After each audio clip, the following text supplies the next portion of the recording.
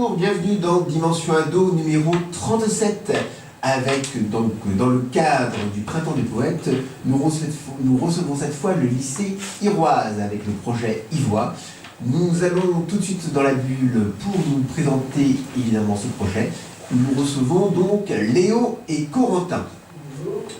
Bonjour. Alors, qu'est-ce que c'est que ce projet ?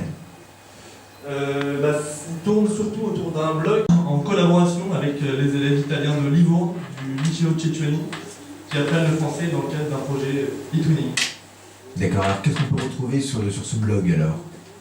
Sur ce blog, on peut retrouver plein de choses en fait, donc des articles très variés, donc, que ce soit autour de la poésie, du théâtre ou de lecture qu'on fait nous-mêmes. D'accord, il existe depuis combien de temps ce blog ? Parce que il n'existe pas seulement depuis cette année. Oui, c'est un blog qui existe depuis 6 ans maintenant, nous en sommes à la 6e saison.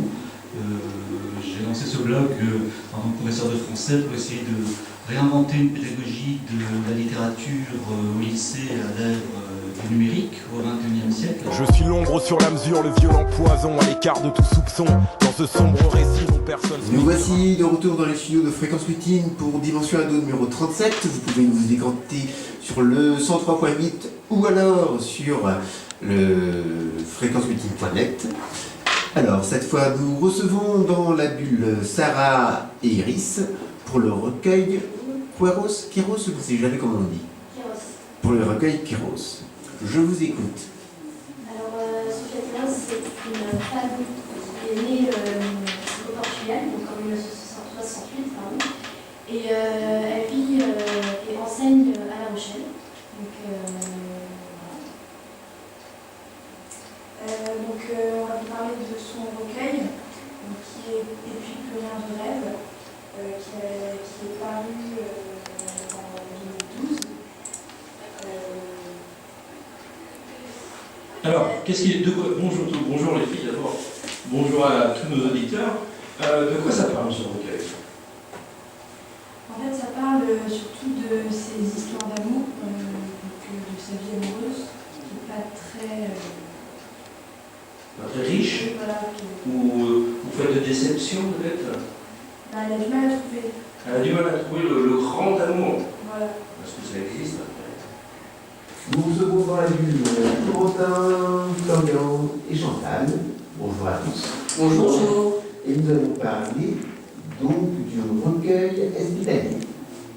Oui, alors le recueil dont on va vous parler aujourd'hui s'appelle De la célébrité, théorie et pratique. Donc, il a été écrit par Jean-Michel Hospitalier. Donc il y a un auteur qui est connu pour la phrase « J'essaie simplement de sortir de la poésie ». J'essaie simplement de sortir la poésie, de la clandestinité dans laquelle elle se trouve encore. Alors justement, vous venez de le dire, vous avez rencontré récemment Alban Gélé. Qu'est-ce que vous avez retenu de cette rencontre ? Ce qu'on a retenu, c'est que c'était une femme forte qui ressent beaucoup de choses et qui a vécu des expériences personnelles difficiles. Mais justement, elle montre bien à travers son recueil qu'elle tient debout. Alors, dans Le Bel Incendie, le poète chante une femme, donc femme d'embrun brûlé, femme plus tendre que le cœur du déluge, femme coquillage ou encore femme monde. Donc ici, un aspect peint, c'est un peu l'Odyssée des nations qu'il célèbre, donc l'Afrique, l'Inde ou encore l'Europe. Et de plus, Ernest Lema écrit de façon sensuelle dans ce recueil qui est fait pour se souvenir. Et l'auteur a d'ailleurs dit « Lire, c'est recréer l'âme des choses, écrire, c'est fabriquer un nid pour les œufs de la mémoire ».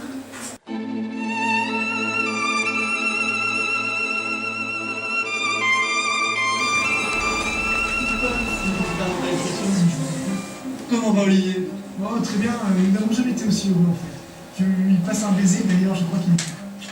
Voilà une très jolie conclusion. Je vous fais également rêver, chers auditeurs, qui êtes de plus en plus nombreux, et vous laisse avec Lutte, le tube déjà culte des troubadours de Brocéliande. À la semaine prochaine.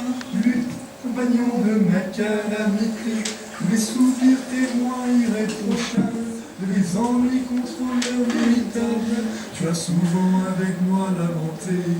Tu as souvent avec moi lamenté, et dans le pleur qui t'a molesté, que commençant quelques sons délectables, tu le rendais tout soudain lamentable, feignant le ton que plein avait chanté, feignant le ton que plein avait chanté. Et si tu veux efforcer au contraire, c'est pas très juste.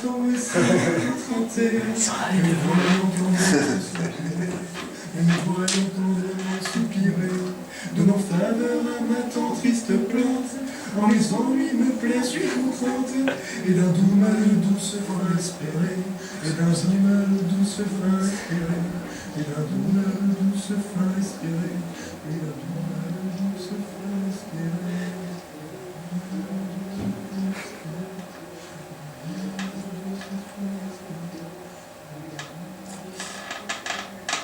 Et voilà, donc on va peut-être expliquer de quoi il est question. Et oui, Hervé, nous sommes un peu perdus dans les airs du temps, là, dans les bulles qui nous promènent à travers, et on va arriver comme ça jusqu'au XVIe siècle, où on a retrouvé une grande poétesse, Louise Labbé. Et un intervieweur de maintenant, ou d'un autre temps encore, va s'amuser à l'interviewer. Il faut savoir que ce petit projet, c'est le lien aussi dans le projet Yvelin, puisque Louise Labbé, alors je ne sais plus si on doit parler au présent, au passé, on va dire elle, puisque je l'ai en face de moi, est une grande poétesse qui a écrit beaucoup de sonnets en italien. Et donc ce jumelage entre l'Héroise et l'Italie est là, il est présent, et ça va représenter le lien. Alors je vais tout de suite laisser la parole à cet intervieweur, à cette grande poétesse qui était Louise Labbé, qu'on surnommait l'accordière. Bonjour chers auditeurs et auditrices, nous allons commencer par introduire notre grande poétesse par un extrait de ses plus grands sonnets et plus réputés. Alors je vais le lire. Baise mon corps, rebaise-moi et baise. Donne-moi de tes plus savoureux, donne-moi de tes plus amoureux. T'en rendrai quatre plus chocolate. Là, te plains-tu? Ça que ce âge apaise, en te donnant 10 autres du spot. Ainsi, mêlons nos baisers tendrement, jouissons-nous l'un de l'autre en apaise. L'or d'une vie à chacun de son bras, chacun en soi et son amie vivante. Permis l'amour penser quelquefois, toujours sur l'âme, vivant discrètement, une prime de mi-temps si ordonnement de quelque temps. Donc il s'agit d'un extrait du plus grand sonnet de Louise Labbé.